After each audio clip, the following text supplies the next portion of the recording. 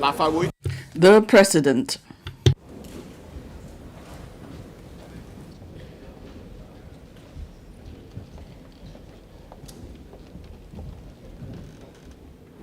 請各位繼續。 Members, please remain standing while the Chief Executive enters the chamber.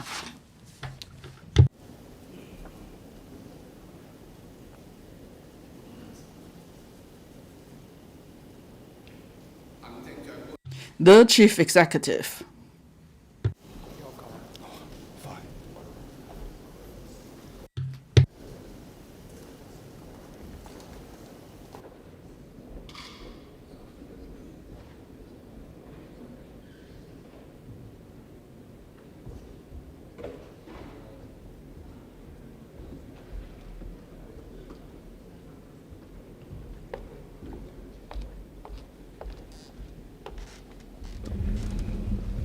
歡迎行政 Chief Executive, welcome to the meeting. The Chief Executive will first address the Council. Chief Executive.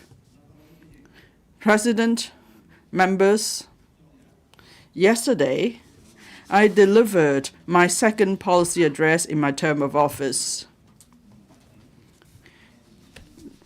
The title is A Vibrant Economy for a Caring Community.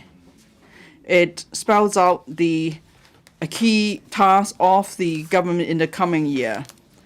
My policy tenet is to uphold the one country, two systems principle, strengthen the economy, and improve people's livelihoods. The policy directions are to sharpen our edge and grasp the opportunities, address our shortcomings and any potential risks. My policy objectives are to make Hong Kong a better place for all, and people are able to enjoy a better living environment, students to receive quality education, and young people to fully realize potential, and the elderly will be taken care of properly. So we have a cohesive and caring community, and our economy will be vibrant where everyone can enjoy life. On the 1st of July last year, President Xi Jinping delivered an important speech. I will continue to go by the important points of 4 must and 4 proposals, and that Hong Kong will only prosper when its young people thrive as our governance blueprint. Now we are seeing an unprecedented challenge and change in the geopolitical situation and around the world, and then there are also increasing competition around the world. So we need to have perspective of the overall situation, and we need to have a global perspective. Only then can we take advantage of the backing of the country and our connection to the international world. And then Hong Kong could maintain its status as a metropolitan world city, and then we could work closely with the country and and other places. And then because the economic focus will shift to the east, so we need to maintain our competitive edge against all these backgrounds. And then the government must strengthen governance and develop our institution. We will continue with our results-oriented approach, and then we'll lead the administration to get real work done. And then we are going to promote development capacity, increase our capacity, so that we could continue to develop the economy. We will continue to troll for talents and enterprises, and we will also nurture local talents. And then we must strengthen our 8 centers, that is finance, aviation, arts and culture, innovation, technology, aviation, and other hubs. And then we will also be diversifying our economic development. We are going to revitalize the tourism, and then we are going to promote a new energy transport industry. And then we will announce the action plan for the Northern Metropolis. It's going to be industry-led and infrastructure-led. On providing housing, and then we're going to continue to boost quantity, quality, speed, and efficiency. We've already announced a 10-year plan for 410,000 units. It actually exceeds the 308,000 units, which is the target in the 10-year long-term housing strategy. I will seize upon these hard-earned opportunities, and then I'm going to set up a task force on tackling the issues of subdivided units, where this is a key step towards tackling this tough issue. And then we have various measures to promote childbirths, and then different groups such as persons with disabilities, the elderly, and carers. I have taken into account their needs and have come up with various initiatives. We are also going to promote our healthcare sector so that it will become an innovation hub for healthcare services. And then we're going to move towards the target of developing Hong Kong in establishing a drug approval authority based on primary evaluation. And then we are also going to have new talent training. We're going to establish universities of applied sciences that will provide more opportunity for the young people. And then and also we're going to promote vocational education so young people have various prospects. Now, I've spent about 3 months preparing this policy address. I've consulted different sectors. I've held many different consultation sessions. I also went to districts to listen to the views of local residents. So through various channels, I've been collecting views from the public, for example, the social media and so on. And we have received 8,700 submissions. I thank each and every person or members of the public who gave me their views. They've helped me decide on the priorities and focus of my policy address.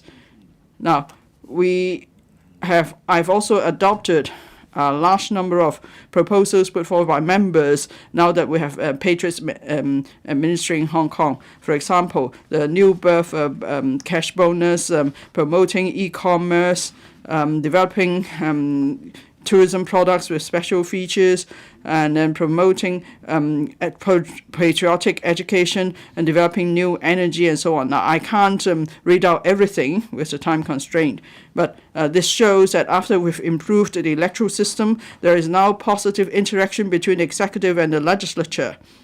So with the executive-led structure and with patriots administering Hong Kong, we are seeing the value of such a structure, contributing to our development. I will continue with the Chief Executive's interactive answer and question and answer session, and also the anti-chamber exchange session. I thank members for giving their views in these sessions. And then together we could put our brains together to consider issues for Hong Kong and come up with solutions. And then after all these sessions, of course, I will follow up on all the issues raised. Now, I'm attending this question and answer session today to answer your questions. All the secretaries of departments and directors of bureau and other colleagues will also be giving you the details of the new initiatives at the various panel meetings. We'll answer your questions and listen to your views. So you have a better understanding of the policy address. Now, some measures such as the lowering the stock duty, transaction stamp duty, and relaxing the property tax stamp duty, and for example, bringing in a mechanism on redomiciliation of companies. Well, these all involve legislative amendments. So through communication and through listening to members' views, we could have adequate discussion in this council, and then we will win over your support on my initiatives. I'm now happy to answer members' questions. Members have been informed that the speaking time limit for each member is 2 minutes. Members may put questions to the Chief Executive or express their views or both when they speak. Members who wish to speak, please press the Request to Speak button. Mr. Kenneth Lau. Good morning, President. The policy address proposes to popularize sports activities. Each year there will be a day when all sports venues are open to the public for free. And there will also be more training for elite athletes and coaches. I support that. But in terms of making sports for all, what about sports athletes in between, the general public and elite athletes? There are those who aspire to become professional athletes, so I hope there will be a proper ladder for them. Now, for adult full-time athletes, they only get $7,120 per month for allowance, and then it's not enough for them, so they have to take up other jobs on top of the training. But at local districts or the training of junior and adult professional athletes, that's where we find talents to become elite athletes. So would you consider giving more support to athletes? So for those who aspire to become elite athletes, they won't be deterred because they can't make a living as a professional athlete. Chief Executive. Thank you for your question, Mr. Lau. The government is promoting sports development on various fronts. In the policy address, I've mentioned 5 aspects. Going for elite training. We want to make sports an industry, and we want to make it sports for all as well. And of course, we want our athletes to perform better and better. With elite athletes, we can see that sports development has yielded results in Hong Kong, given the performance of these elite athletes. This year we're spending $7.4 billion on sports development. That's a huge portion of our expenditure. But is it worth it? Well, we can tell from the performance of our athletes at different competitions. They are doing really well. Of course, for elite athletes, we're going to plow in substantial resources because they are competing against others who receive substantial resources from the governments as well. So for them to be able to compete, we need to make sure they are in top form. For other sport areas of sports development, first, we want everybody to embrace sports. We want to give more opportunities for those who want to pursue a career in sports. Now, as to who we help in the process, there is a need to set priorities, it's true. At the moment, we see that if some athletes are doing well, they could, of course, be included in our priority training programs. And for others, we have to go through sports associations and other associations. So we could we could help these athletes improve their techniques, for instance. So we shouldn't just leave it to the government. I hope the community as a whole will share the same goal. I see there are organizations that sponsor athletes with skill training and so on. So as we deploy resources to this policy area, of course, we have to go by the overall priorities of government policies. And we've done much on training coaches other than training athletes. Anyway, we welcome all views from different sectors. The Culture, Sports and Tourism Bureau is in charge of promoting sports for all and sports development. Now, how can we put together the resources of community to help athletes develop better? Well, we welcome views from you. And if we need to take a lead in certain areas, we'll certainly do so. Dr. Anman Yu, well, yesterday you announced a mass transit system. Many residents in East Kowloon and Kai Tak told us, finally, after all the study you have embarked on this project, they think you are being very decisive and committed to improving people's livelihood. So you adopt a result-oriented approach. There are KPIs to monitor progress and performance. Now, many residents in East Kowloon and Kai Tak want to know exactly when the mass transit system will be in place. They are afraid that you will be doing more studies and they have to wait longer. Chief Executive. Well, yes, we proposed a green and advanced mass transit system. It's included in the policy address. Definitely, we're going to do it. next year, we plan to ask different parties to submit a letter of intent. Why are we doing that? Because we need to do some comparisons. For instance, are there interested bidders and what are their proposals? And then we have to then decide on how we'll prepare the tender document. And then we'll have to consider the actual operation, considering the individual circumstances. And so next year, we're going to invite letters of intent, and then after that, we will issue a tender document. I think for East Kowloon and Kai Tak, probably they will be the first for us to proceed with the projects, because for Kai Tak in particular, many have put forward the demands, and I thank members for conveying these demands to us. We've heard your views, and I thank my colleagues for taking a pragmatic approach.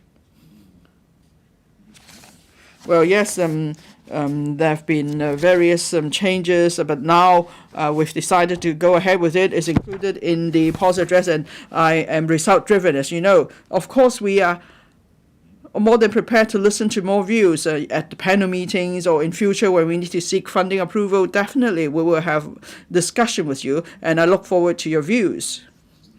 I appreciate that in terms of the roadmap, you would like us to hear more views. So please do tell my colleagues what you think. And I'm happy to tell you this. Now we have these free, green and new mass transit systems. Colleagues have been really forthcoming with their views, and they're very much involved, and I thank them for their involvement and commitment. And we also welcome views from you further. Thank you. Mr. Ben Chen, Chief Executive, thanks for accepting the DAB's comments and add 2 new stations in Tsuen Wan so that the East Rail Line can play a more important function. Then people will be able to go to Kowloon Tong directly from Tsuen Wan, and people appreciate your proposal. But I want to ask about logistics development in Hong Kong in terms of our container terminals in Hong Kong. This year we have processed 3.43 million containers. And compared to 2019, we see a drop of 1.4 million containers. In paragraph 74 of your policy address, you put forward a number of proposals. However, the cargo throughput in container terminals have continued to drop, and the cost for hiring truck drivers have also gone up. It seems that there are no concrete proposals to address these issues. I think the container terminal should be relocated. Because the geographical advantage of this container terminal has gone, I wonder if the Chief Executive will consider relocating the container terminal and incorporate into one of your proposals. Perhaps we can work with other container terminals and in Kwai Shan Island build one of the biggest container terminals in the world. Instead of competing with the others, perhaps we can create a win-win situation. I wonder if you will consider such proposal. Thank you. Chief Executive. Thank you, Mr. Chen. Mr. Chen mentioned about paragraph 74 of the policy address about international shipping center development. How are we going to leverage our advantages and develop ourselves into an international shipping center? In paragraph 1 under paragraph 74, it's about action plan on maritime and port development strategy. This particular action plan will mention what kind of measures we will roll out. We describe it as an action plan because we want to roll out some concrete measures and initiatives to leverage on our advantages in maritime and port. And we want to promote trade with these advantages. Also, in my policy address, I mentioned that there will be an action plan on modern logistics development. These two action plans are interrelated. To develop marine and port, we need logistics support measures. So we will promulgate an action plan on modern logistics development. The relevant bureaus and government departments will elaborate on how we're able to boost our handling capacity and values in logistics sectors as well as the marine industry.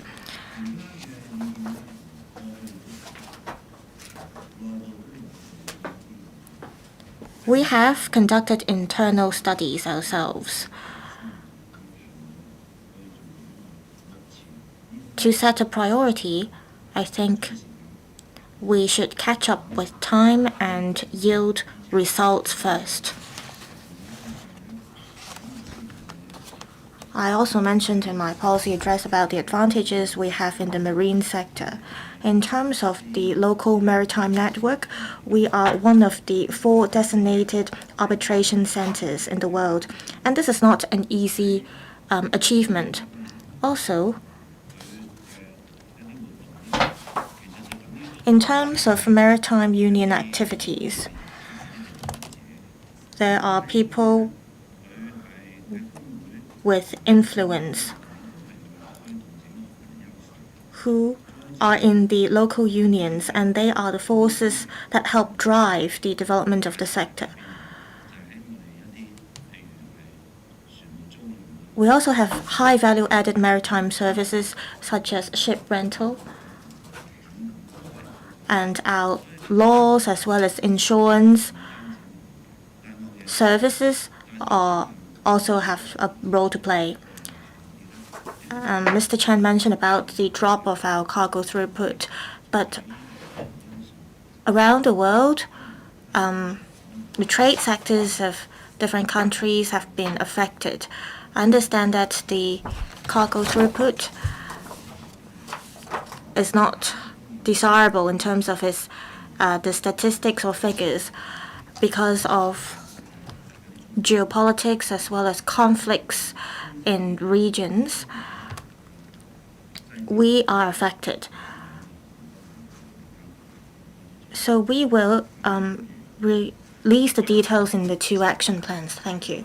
Dr. John Lee, Chief Executive, we're facing cybersecurity threats around the world. I am glad to see that there will be legislative exercises and put forward by the government.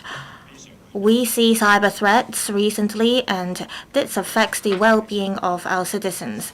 I, together with experts, will set up a group to combat on cyber threats in the community. I have received complaints from a lot of victims recently, and a lot of them have lost a lot of money in these frauds.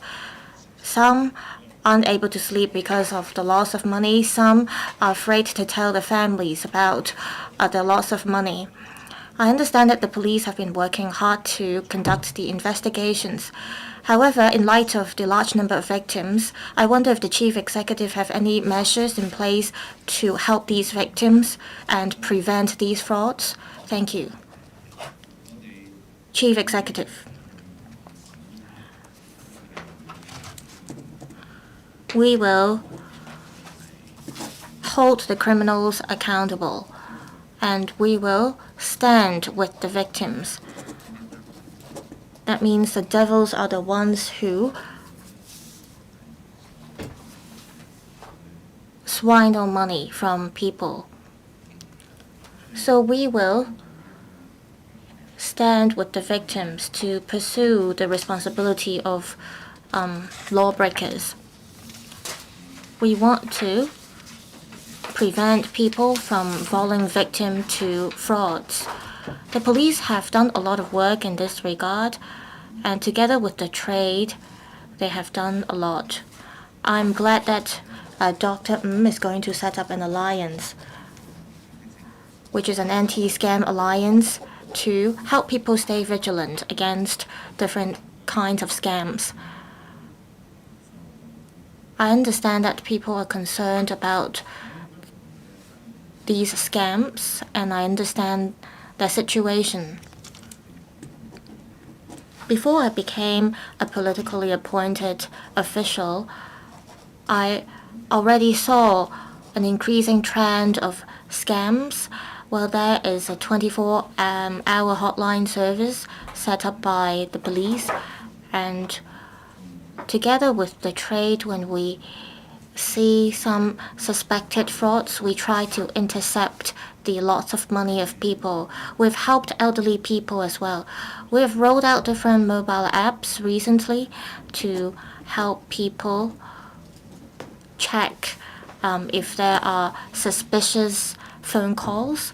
We've also rolled out the real name registration system for phone cards. People have been making use of technology to commit frauds.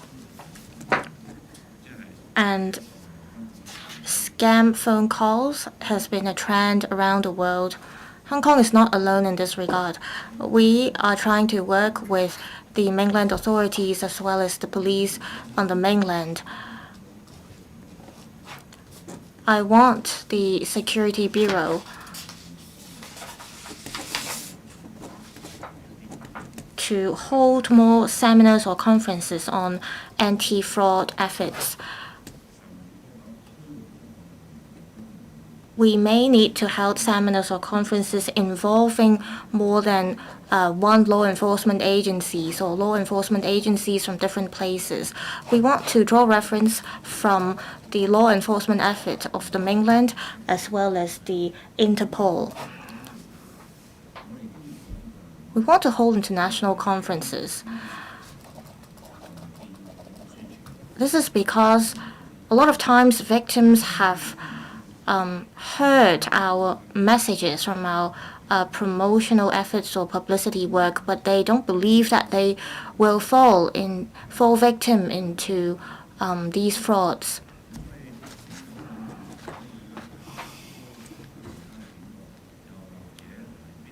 We want to help people stay vigilant, and we will consider all kinds of proposals that may help people to stay vigilant and be alert. In the policy address, I mentioned about some digital policies that we will roll out. We have set up a dedicated office for rolling out digital policies. We will work hard together to boost cybersecurity. Thank you. Professor Chen Wing-Kwong. Good morning, Chief Executive. I'm glad to see that there is a part dedicated to Chinese medicine development in your policy address. I think that shows that the current government attaches importance to Chinese medicine development. You mentioned about promoting testing of and scientific research on Chinese medicine, but I think this is not enough. In terms of our testing capacity, Hong Kong has different advantages that we can make use of. If we do not leverage on these advantages, we will miss out on the opportunities to develop Chinese medicine. I wonder how the Chief Executive will make use of these advantages to further promote testing of and scientific research on Chinese medicine so that Hong Kong can become a center for testing or quality Chinese medicine development. Thank you. Chief Executive. I thank people who has the enthusiasm to promote Chinese medicine development. In my policy address, I described how we can drive the development of Chinese medicine in Hong Kong. We will formulate a Chinese medicine development blueprint. It takes time for us to recruit a commissioner for Chinese medicine development, and we are coming to the final stage of this recruitment exercise. We will hire someone with experience in Chinese medicine. The first thing that this commissioner has to do is to formulate a Chinese medicine development blueprint. And the commissioner will help promote Chinese medicine development in Hong Kong.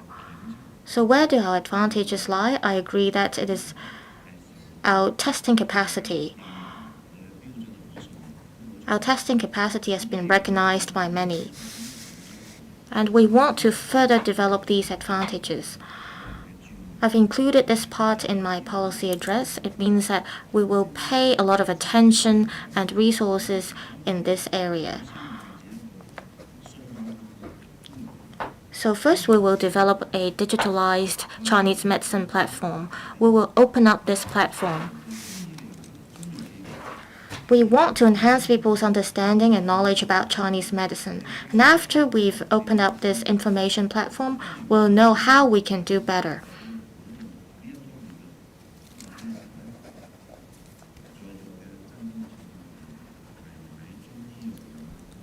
I'm sure I will be able to gather your insights when we have future discussions in the Legislative Council. I'm glad that Professor Chen raised this question because it makes me feel more confident about our path on developing Chinese medicine in Hong Kong. When our first Chinese medicine hospital starts operating, we'll be able to further our development in Chinese medicine. Over the years, we've been relying on Western medicine. Now we are facing a turning point. I've spared quite a big part in my policy address to describe how we can promote Chinese medicine development. I hope that by the time when the development blueprint is rolled out, you'll be able to offer more of your views and comments so that we can better implement measures. Thank you. Mr. Robert Lee. Thank you, Chief Executive, for a comprehensive policy address that will develop our economy and improve people's livelihood. And also, there's much coverage on developing Hong Kong into various international centers. And then we see there are various measures about us being a financial sector, for example, asset management and new fund platforms, reform of the listing rules, and so on. Now, of course, the sector must also move with the times, and we need to go for diversity. But then there are many external factors that are beyond our control, of course, like the geopolitical situation, the interest rate highs, and economic recovery that takes time too. And some believe that lowering the stock transaction stamp duty is a measure to enhance our competitiveness. Of course, we can't just rely on lowering stamp duty to address our plight.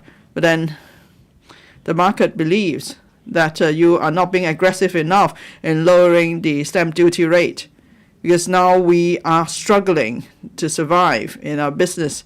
So I hope you will restore the stamp duty rate to the level before 2021 August. So is there room for further reduction? And why is it that you did not go for a more proactive or aggressive approach? Chief Executive. Thank you, Mr. Lee.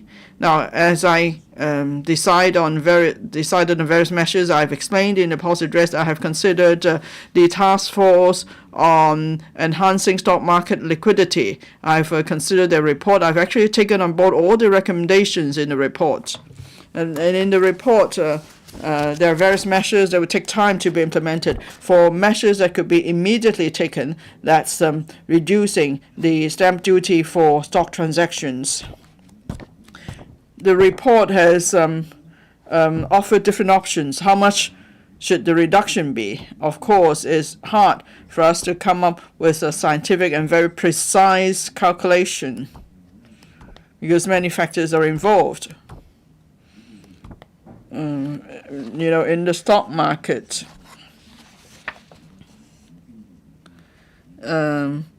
against the high interest rate cycle, the global stock market situation, and so on. These are all factors that may affect the transaction volume of securities.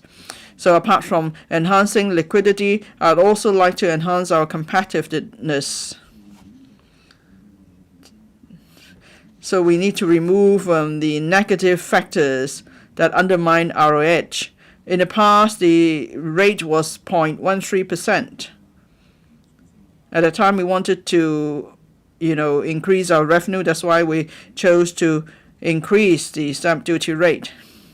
Of course, we could consider going back to the previous level, that's 0.1%, and that's actually the first option that came up. And then we have to consider that stamp duty is a source of revenue for the government. Now, we have done different calculations on the foregone revenue with different percentage. But it's hard to tell because it depends on the transaction volume, and there are many factors that affect the transaction volume. It's not just the stamp duty rate. And that's why I decided that I first immediately adopt a balanced solution. I've considered all different views and factors. I've also considered need to enhance liquidity, and I came up with this decision. Now, the task force on enhancing stock market liquidity came up with a series of measures. So other measures are listed out. The trading spread that will also affect transaction volume, and then data fees. Because if investors have more information, they'll be more confident in making investment. So we're lowering the data set fees as well. And thirdly, the gem market, we're going to reform that, and that's been announced. And fourth point measure, fourth point, I said that there are many other measures. So for example, how can we bring more companies to list here? And what about repurchase of stocks? And during inclement weather, how do we maintain trading? Because Hong Kong is the only international stock market that has not achieved that. So how do we do that? So that's why I've explained all the various issues that we need to take to further promote our stock market as an international market, and then we will keep reviewing what measures we need. Thank you. Mr. Edward Leung. Thank you, President. Thank you, Chief Executive. Now, I went to talk to residents after the policy address. There's very positive response. Some told me every policy initiative in the policy address is pragmatic, and they say if there's a CE election, definitely Johnny is going to be re-elected. No one would beat him. So that shows that people very much endorse the policy address. Now, I'd like to talk about some public dental services. Now, the DAB has asked for expansion of dental services, and I thank you for taking on board that suggestion. Now, in the past, only primary students and the elderly could enjoy public dental services, and now in the policy address, secondary students would be able to enjoy the service. That's those aged between 13 and 17-year-old, and then for the elderly, there will be additional dental services such as scaling and refilling. But what about those who are not the elderly or students, those middle-aged, for instance? They have no access to dental services in the public sector.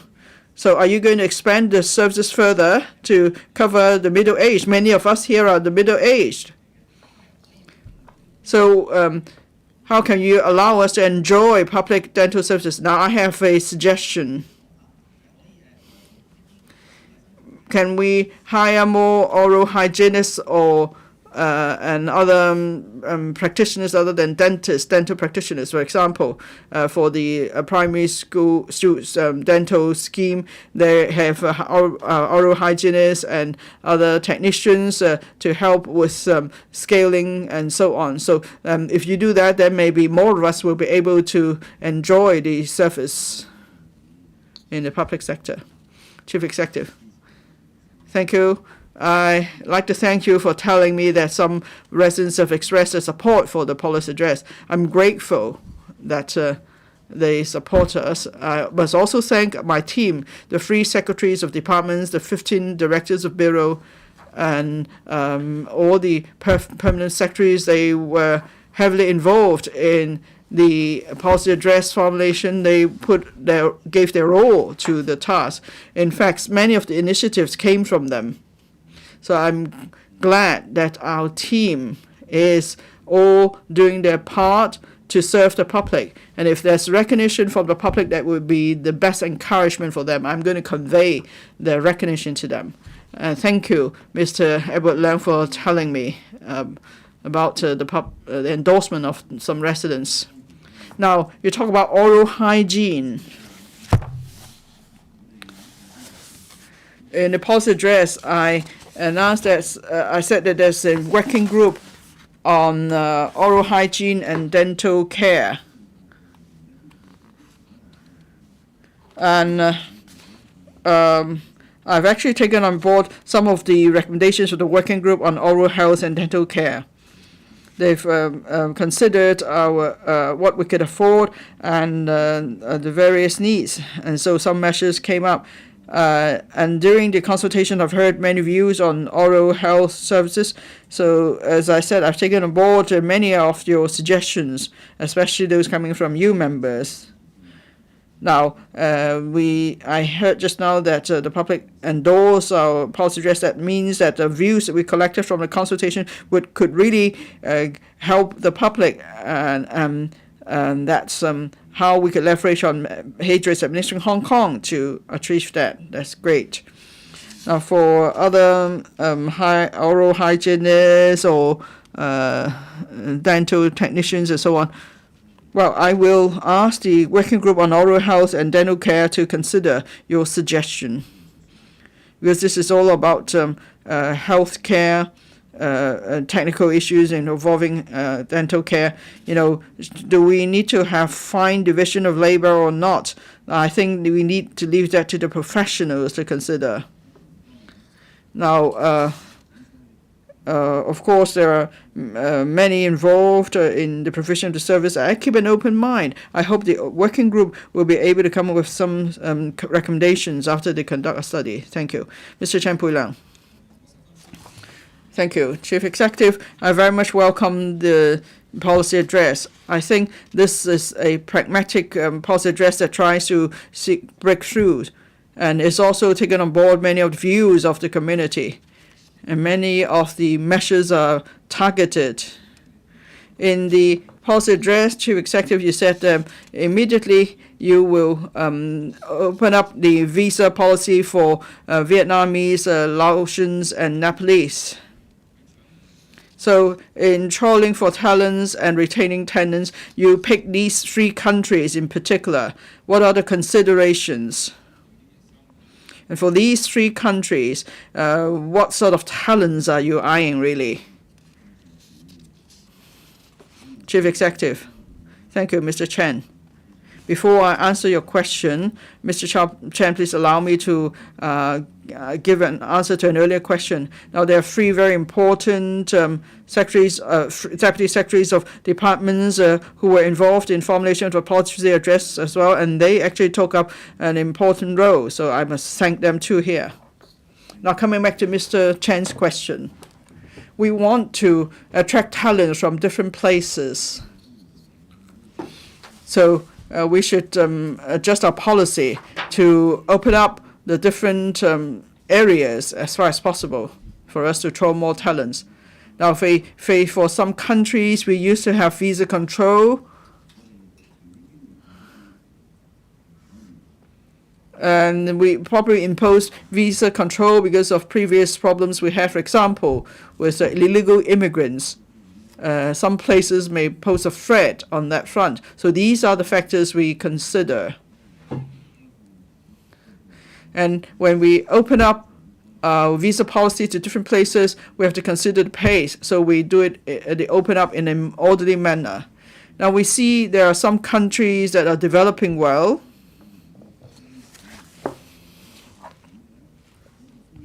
Then we will have to consider whether the risk of illegal immigration is lowered because of the robust development in these places. So, and we need to take an orderly approach. So for the measures we've announced, we will review their progress before we consider further measures. But what's important is that we have a clear policy direction. That is, we're going to consider all possibilities. Now, Asian countries are the sources that we want to consider because they are our neighbors, they're close to us. So that's actually the main consideration.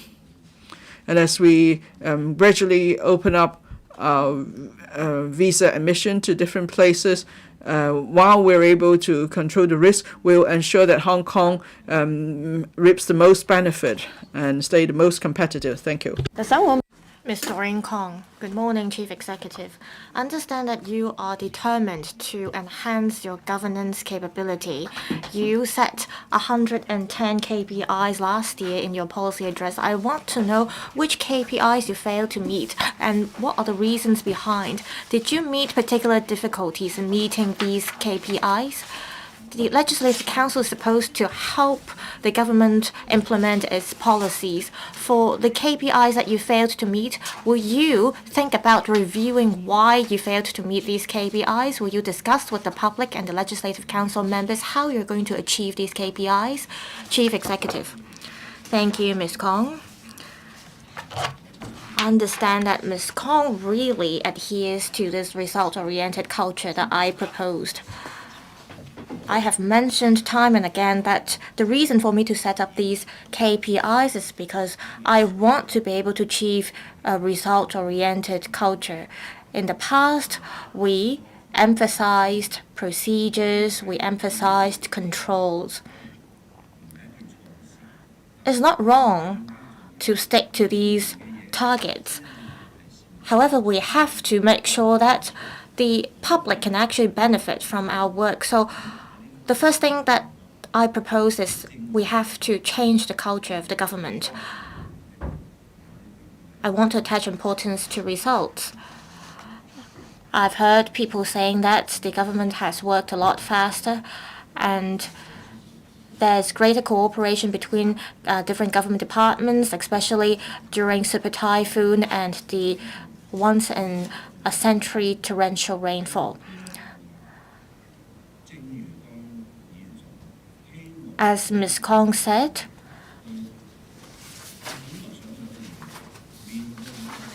some of the government departments may have faced challenges, and we want to help them go through these challenges. Say a policy may involve more than one government department. One government department may be responsible for that particular policy, but it also needs the help of other government departments, and if necessary, the high-ranking officials will come in or intervene.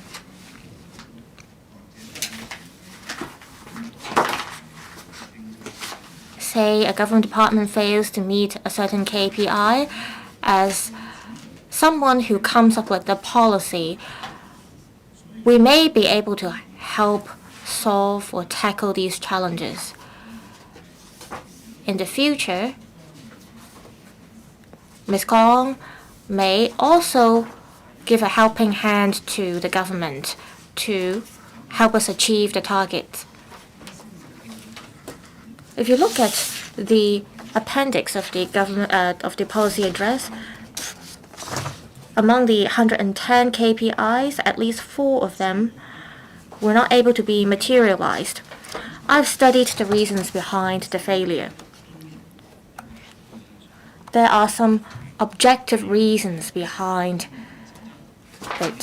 For instance, for the Civil Service Code, I requested the relevant government departments to conduct further studies.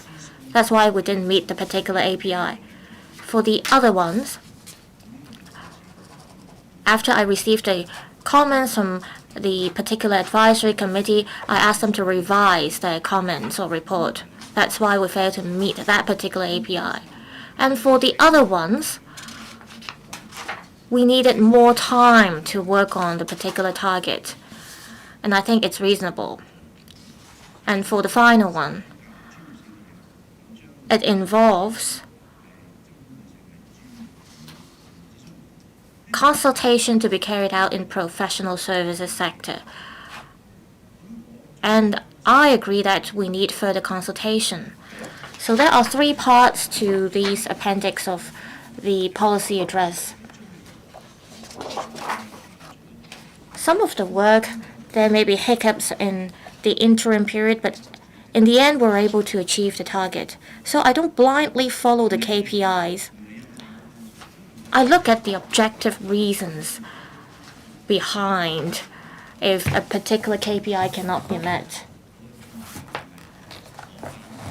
I will see if the relevant government departments have flagged, if it has done its job, or whether there are ulterior motives. If this is the case, we can stick to our performance-based evaluation system and take relevant actions. But from what I can see, we've exceeded a lot of our targets, with just 4 KPIs that failed to be materialized. And for those 4 particular KPIs, I've elaborated the details in my policy address.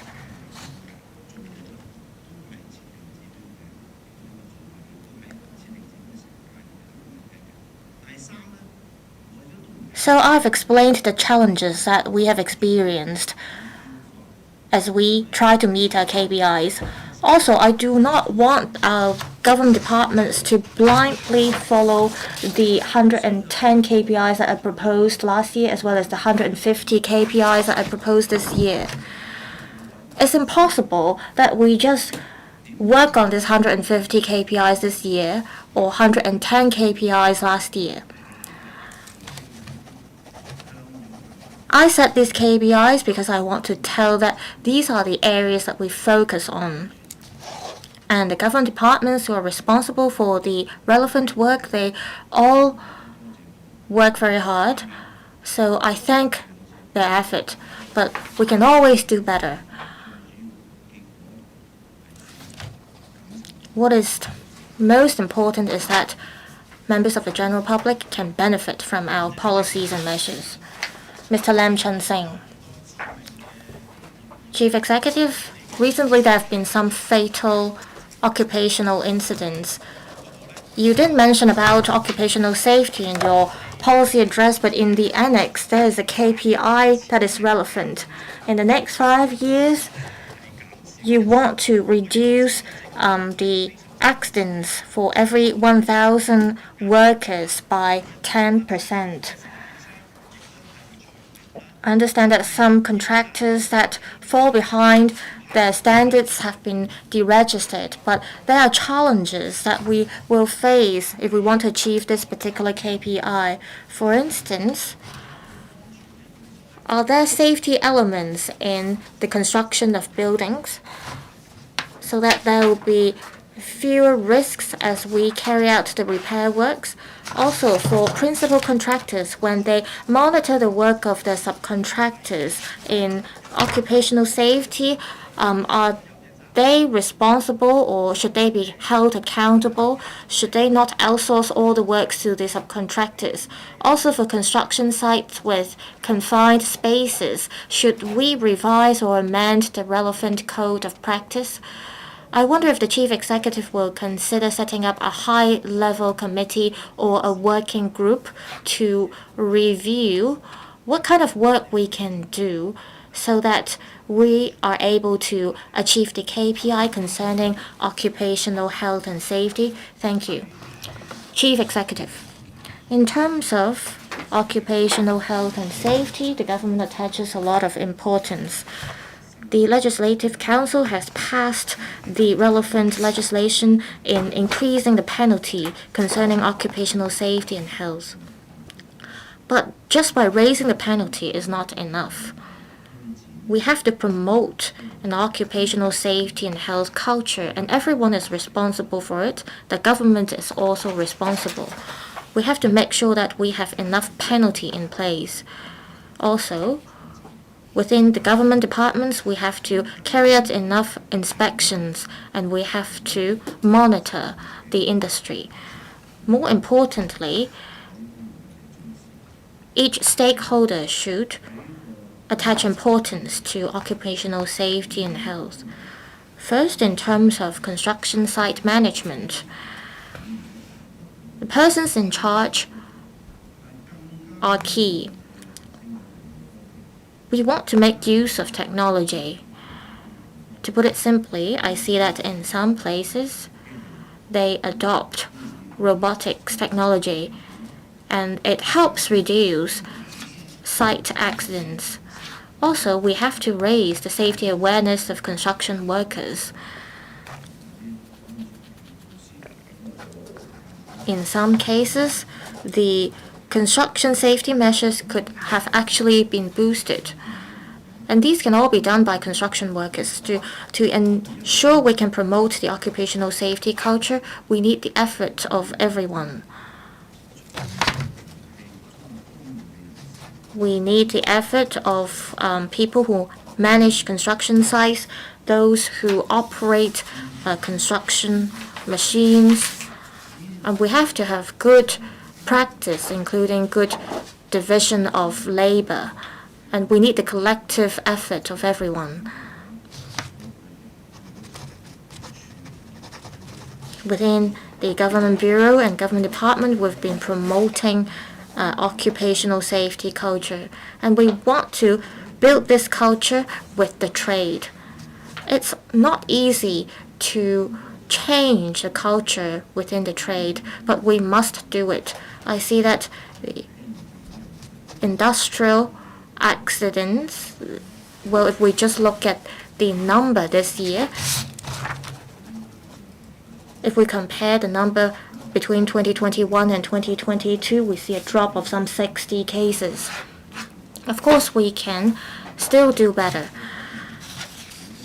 But as I said, to change the culture, it requires a lot of work. And we should not only rely on one person's effort to do it.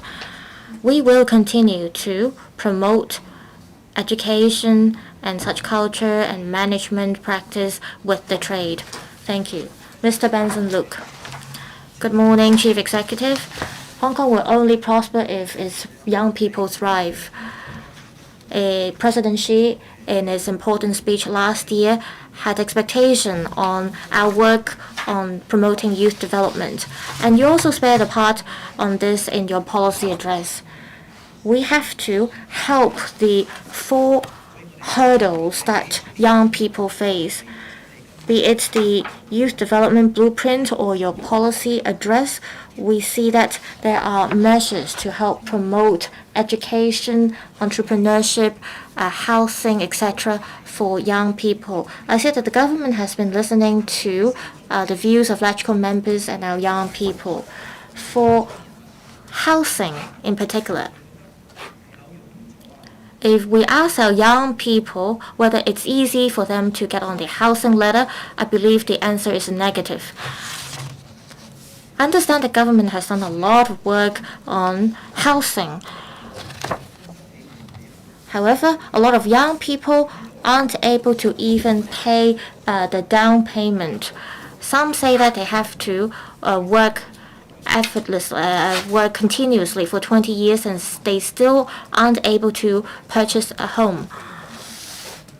If you want our young people to stay in Hong Kong to establish their roots here and purchase a home, what will you tell our young people?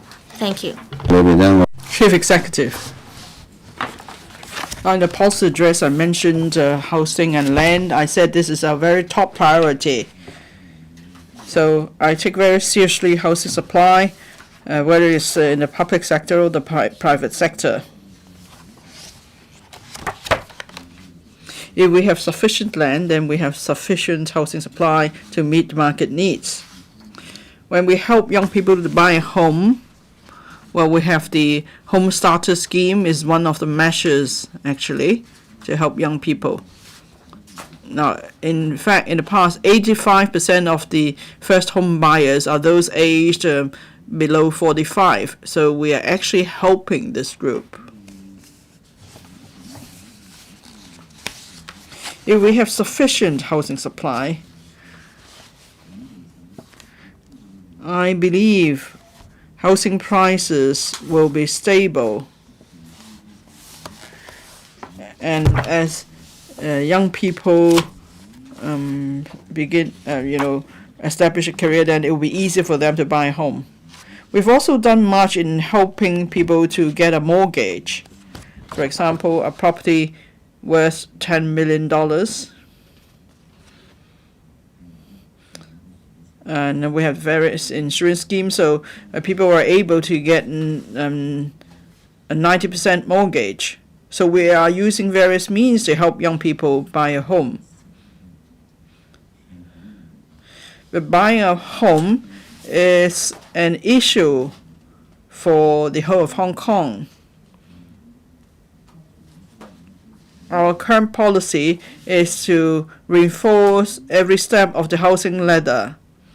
Now we have public housing and HOS, green, GSH,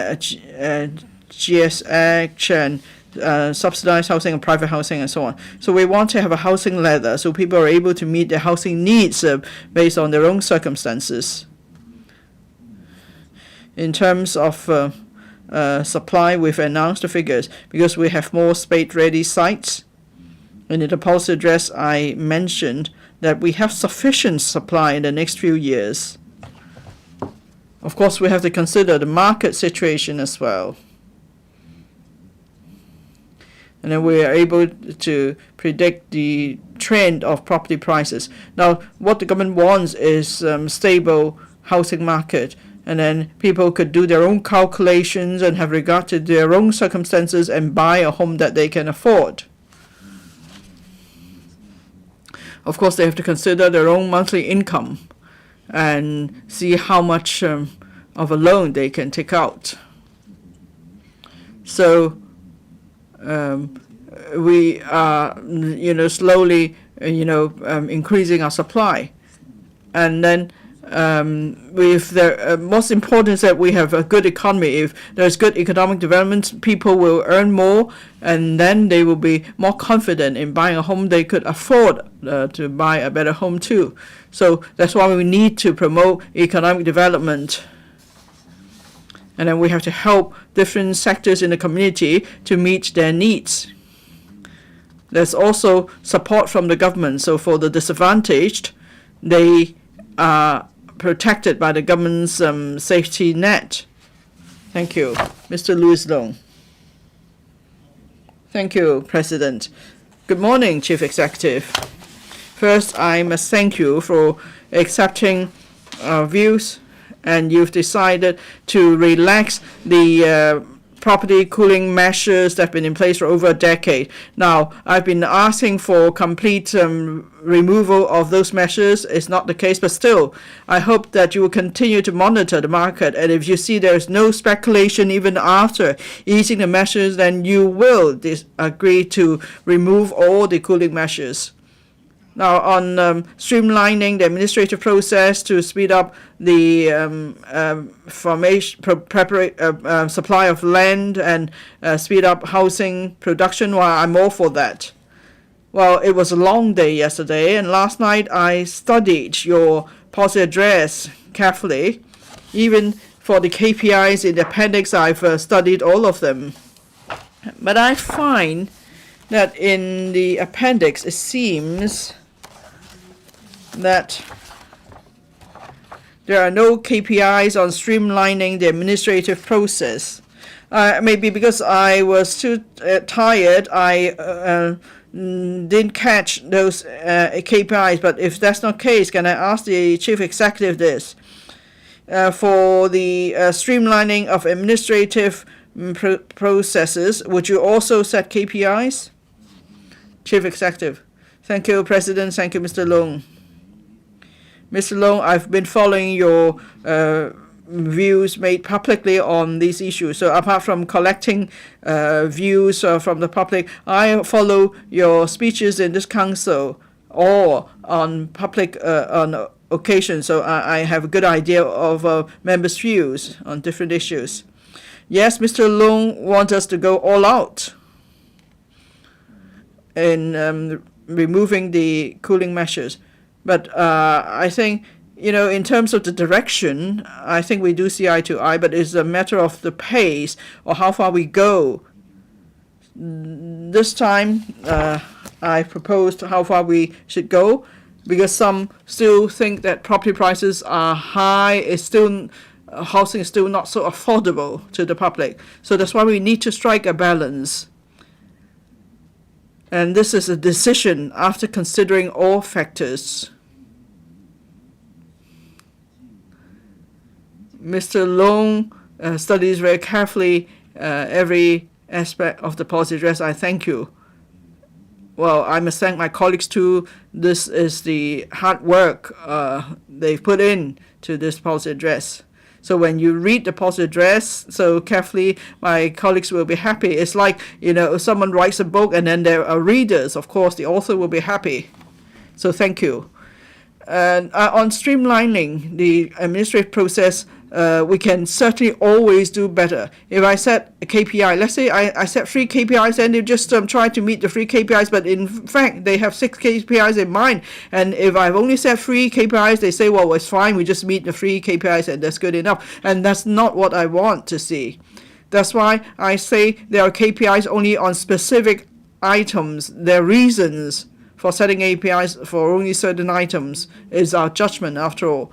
But at the end of the day, even if I do not set KPIs, the public will have demands on them. You will, expect them to do certain things.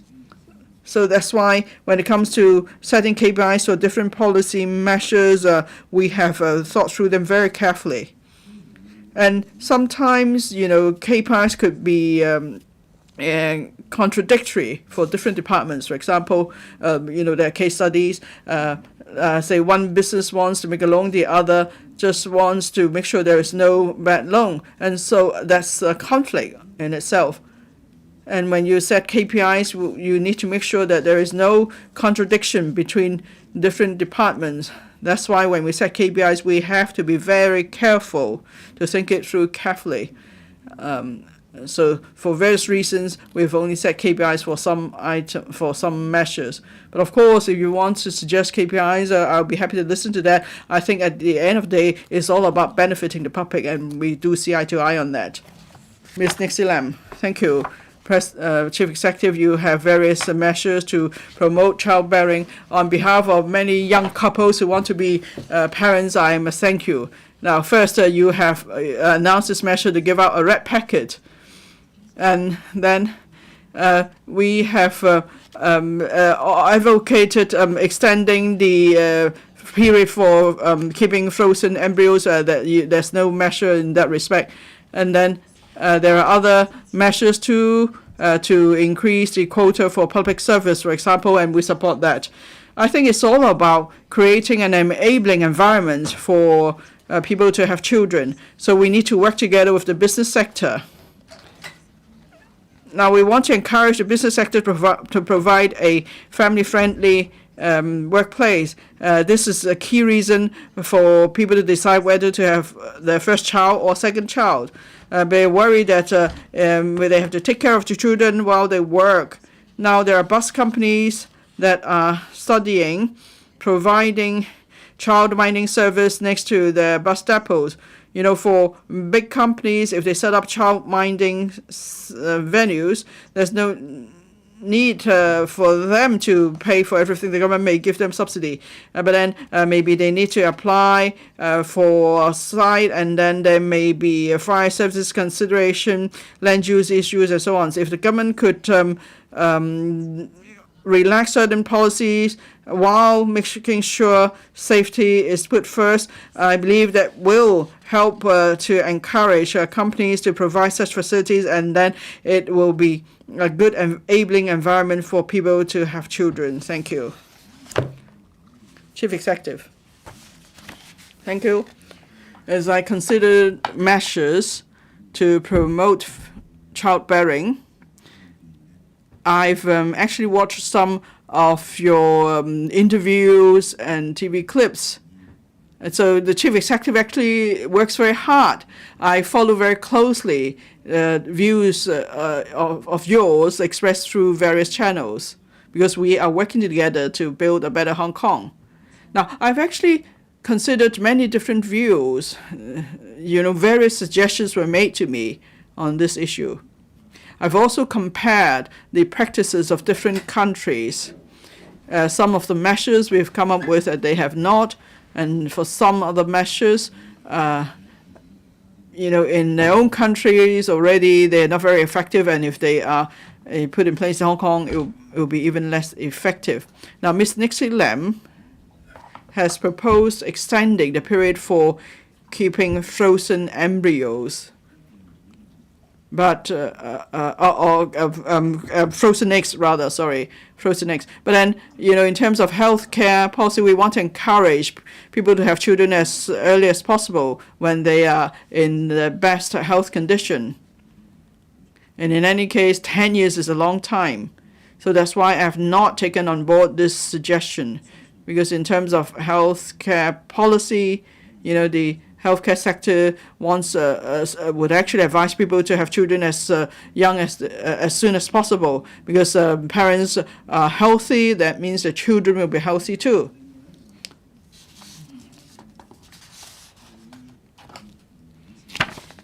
And on child rearing family practice, I'm all for that. Some businesses say that because the government does not set a policy direction, it's not easy for us to come up with measures on our own. So I see some businesses are keen. You've cited an example. I know many other businesses trying to do something, and these are businesses with more resources at their disposal. And apart from their social responsibility, many actually value very much their staff members because their employees are an important asset to them. So I need to, encourage them to do more, and setting a clear policy direction would help. Because, say, at board meetings or when the company considers its budget, if there is a clear policy direction coming from the government, it will be useful. That's why what I'm trying to do here is to set a clear policy direction on the part of the government in encouraging childbearing. We didn't have that before. We're doing it now because we want a birth rate of 2.1, but that's what we'd like to see, but it keeps dropping to 0.9. That's probably one of the lowest childbirth rate in the world. That's why we need to set a policy direction, and so we could enhance awareness in the community. We want to encourage childbearing, and then it will be easier for different sectors to come up with child rearing family policy, friendly policies. I think if we have more newborns in Hong Kong, definitely it's going to be good for us. Some of these newborns may become Nobel laureates. You never know. Now, some who are very much accomplished now may have come from grassroots families, but because there are opportunities available in the community and the government has policies in place too, so many of them become someone really accomplished. So that's why I want to set a policy direction. But please don't just focus on the $20,000 cash bonus. Well, you could call that a red packet, but it's more about that. More importantly, we should look at our policy direction. There are three aspects. One, we have the cash bonus, and then there's a priority for subsidized housing and public housing. There's a tax deduction, there's a child care service, and there's increase in working family allowance, and we're also strengthening the neighborhood child care service. So that's why everyone needs to work together to promote this policy. Thank you. Mr. Martin Liu. President, I'd like to thank the Chief Executive and his team for taking on board views from the community. This is a comprehensive policy address with great insight and depth. This will bode well for our economic development and people's livelihood. Now, in the policy address, the chief executive points out that the global economies continue to shift east. This presents opportunities to Hong Kong. Now, of course, we need to turn our attention from the conventional American and European markets to the emerging markets. Now, under the Belt and Road Initiative, there will be more cooperation, and you're going to set up the International Legal Talent Training Institute, and there will also be more scholarship places for the Belt and Road countries and so on. So you have announced various measures. Now, we now have high inflation, high interest rates, and high risks and so on. So for Belt and Road countries, Hong Kong people are not familiar with them. So my question is, how will the SAR government help the community and businesses to seize upon opportunities from these emerging markets? And how can you help Hong Kong to work closer with businesses on the mainland? Thank you. Chief Executive. Thank you, President. I thank member for the question. To promote the overall economic growth in Hong Kong, the government has to take the lead. Therefore, I visited different places, especially the emerging economies. I want to build the relationship with these economies. I want to expand the government-to-business sector relationship as well as the business-to-business relationships. Well, Mr. Martin Liao has his point. For new emerging markets, we may not be familiar with them. Our Trade Development Council plays an important role in promoting trade in this regard, and we have transformed from a fishery village to an international metropolis, and we have experience in opening up new markets. We are flexible, we are smart in grasping new opportunities. At the same time, we're able to control risks. In terms of business-to-business relationship or even people-to-people relationship, well, when I visited different places, I brought with me people with influence and with network, and they are all proactive in helping to expand the network.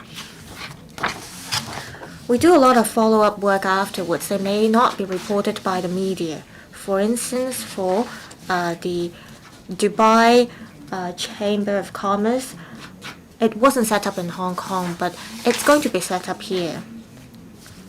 And enterprises will, through this Chamber of Commerce, learn about the laws in Dubai and the bank services in Dubai and what opportunities are available. And we rely on this Chamber of Commerce to do all these. I will continue to visit different places, and if opportunities are available, I will bring with me a delegation to visit these places to expand our network.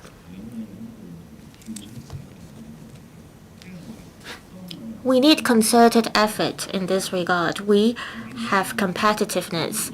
For countries or places that realize that we have the potential and opportunities, they will approach us.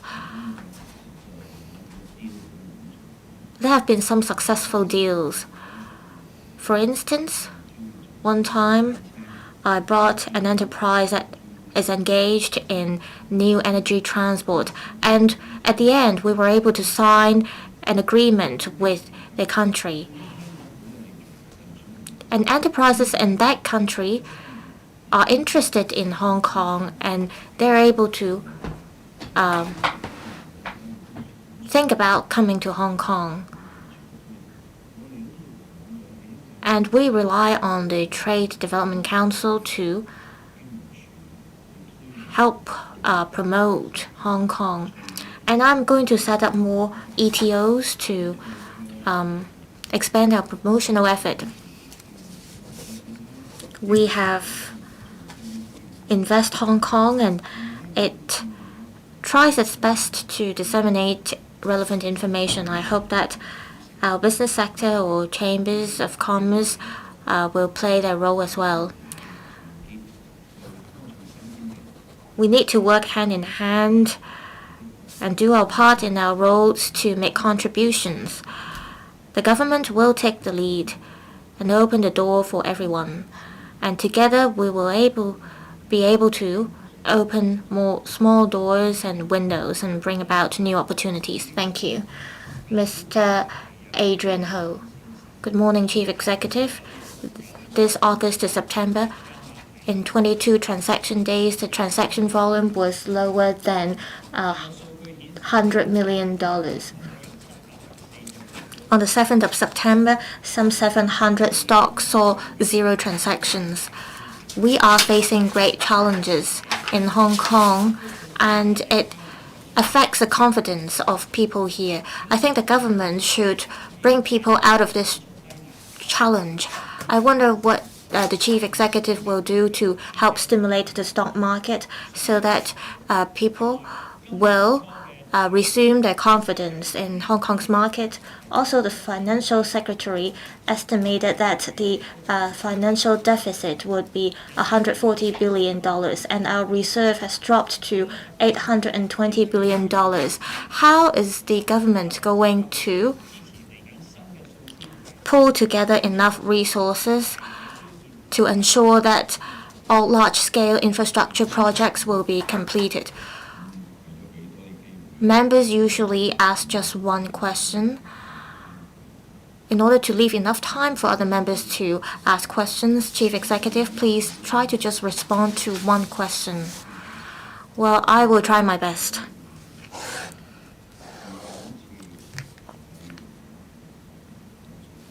First, I don't agree that we have a confidence crisis. We are facing challenges, but at the same time, we're faced with opportunities. We have both opportunities and challenges, as mentioned in the policy address. I think that we have more opportunities compared to challenges. Reasons being that Hong Kong is the only city in the world that gather all the advantages from both the mainland and Hong Kong.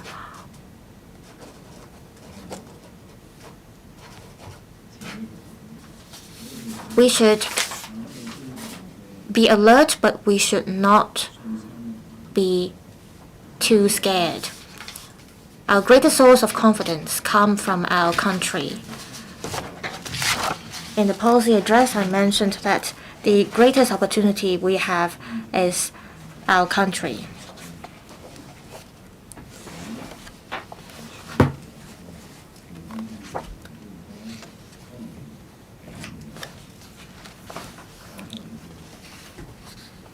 We see the greatest economic growth in Asia.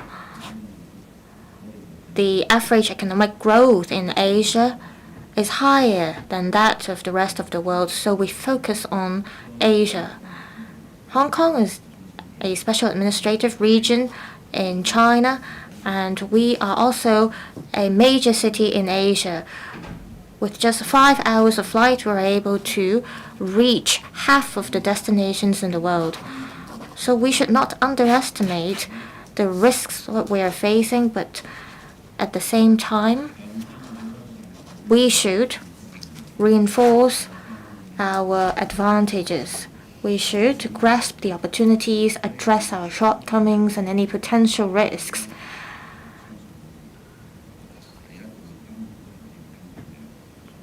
I believe that we're able to achieve positive growth this year in terms of our GDP. Also, we're going to open up new business opportunities. If we make use of these opportunities, we'll be able to cope with any risks in a confident manner. In terms of government's revenue,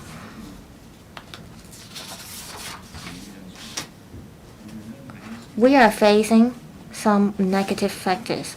But in my policy address, I've stressed 2 points. First, for different large-scale projects, we're rolling out a new structure that is a financing framework for major development projects. We are going to use the investment capital in the market to support our major development projects. Also, we have to ensure the fiscal sustainability of the government and these projects. I thank the Financial Secretary in this regard.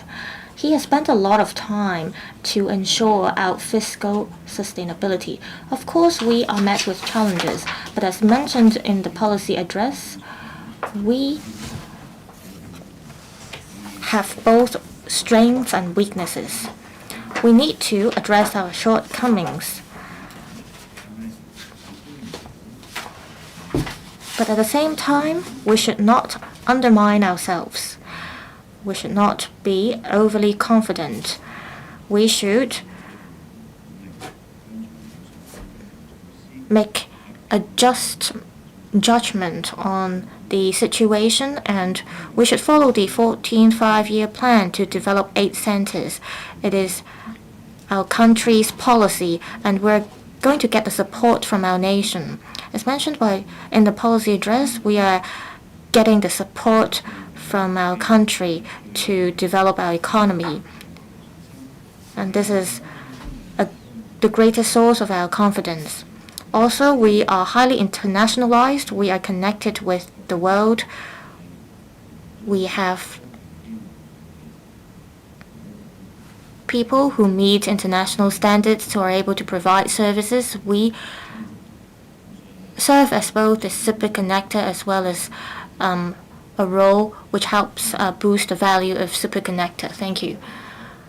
Mr. Chang Hop-Fong, Chief Executive, in your policy address, you mentioned a number of policies to boost fertility, and one of it is the newborn baby bonus. Another policy that appeals to people is the newborn flat selection priority scheme. I believe this will help address people's needs. I understand that you've worked hard on enhancing speed, quantity and quality of housing. You mentioned that in the coming 10 years, we'll have 100,000 more housing units. Have you thought about how to boost the supply of public rental housing units so that families who want to have baby can be prepared? In the past, there has been less than 10,000 public housing units available in the market, HOS units in the market yearly. So, can you promise that you will build more HOS units so that families who'd like to have babies can be better prepared? Chief Executive, I thank Mr. Chen for the question. We have a split between public housing units and private housing units. If we have identified enough land, we are able to also boost the supply of private housing units. We will look at the demand based on the actual circumstances.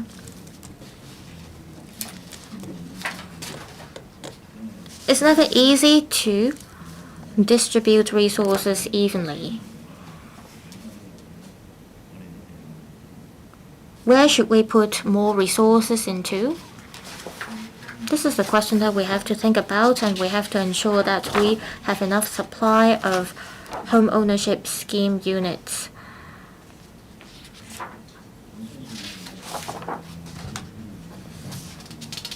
I believe that my colleagues here attending the meeting have heard all your views. Well, we have a few considerations.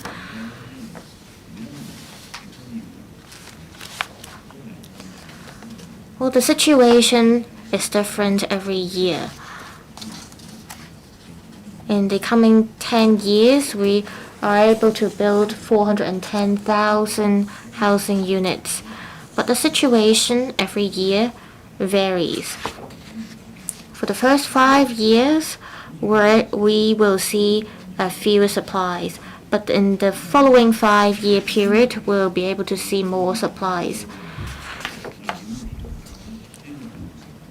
As to how we're going to make an adjustment after the first 5-year period, we will have to look at the actual circumstances. We'll have to take a balanced approach.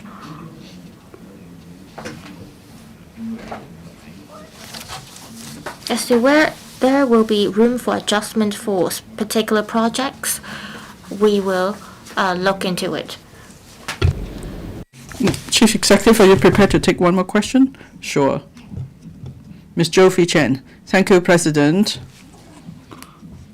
I would like to thank the Chief Executive for taking on board more than 30 suggestions from the FTU. This is a very comprehensive policy address, food thing, housing, and the national security and everything. Healthcare means that we're going to improve the drug registration system, and then food means you're going to promote e-commerce, and then housing, we're going to bid farewell to SDUs, and we're going to start from children. And you said that there will be priority allocation scheme for newborns, and then living means you are going to add 2 more stops at Chungking Circuit and Chinwan East, and that's because we've been asking for that for a long time. We've collected signatures from the residents, actually. And also for national security, there will be legislation for the Article 23 next year, so that will enhance the happiness of the community elements. Give a like to you and your team. Now, on behalf of the FTU, I have a question on paragraph 136. That's the 3-year pilot scheme for those aged 40 or above. If they work 18 months in continuous, they will get $20,000 in assistance. That's a 3-year re-employment allowance pilot scheme. Now, I've consulted women around age 40 around me. That includes myself. $20,000 would not be enough for us to decide to bear a child, but then $20,000 would be enough to encourage people to rejoin the labor market. There is a high unemployment rate, especially among young people. It's a double-digit figure. So would you lower the age threshold so even young people will be able to benefit from this re-employment allowance pilot scheme? Thank you. Chief Executive. Thank you, President. Thank you, Ms. Chen. Thank you for your encouraging words. Now, my team, my civil service colleagues are happy to have your endorsement and recognition. The re-employment allowance, again, is a matter of how far we go and how much we do. For various reasons, for those who have not worked for 3 months or more, we give them this re-employment allowance to rejoin the labor market. I'm sure most members of the public want to rely on themselves. They don't need such encouragement or incentives because they want to contribute to the community. They want to work and realize their self-worth. But then we know that there is a shortage of labor. And for others, they have to consider their roles in the family. And that's why there are no incentives for them to go back to the job market. And that's why we've proposed this re-employment allowance pilot scheme, because we want elderly and middle-aged persons above 40 years or older to unleash their potential. We want to attract workers from this age groups. So when we deploy resources, we have to consider the effectiveness of initiatives. Now, for those aged below 40, they usually have their own considerations. And so that's why we're now offering incentive for those aged 40 or above. At the same time, we have to allocate resources properly among different sectors. So that's why for every policy we have full consideration on the extent of the scheme. And this time for this pilot scheme, we have set the target for those aged 40 or above. Thank you. The Chief Executive's question and answer session ends. The Chief Executive will now leave the chamber. Will members please stand up?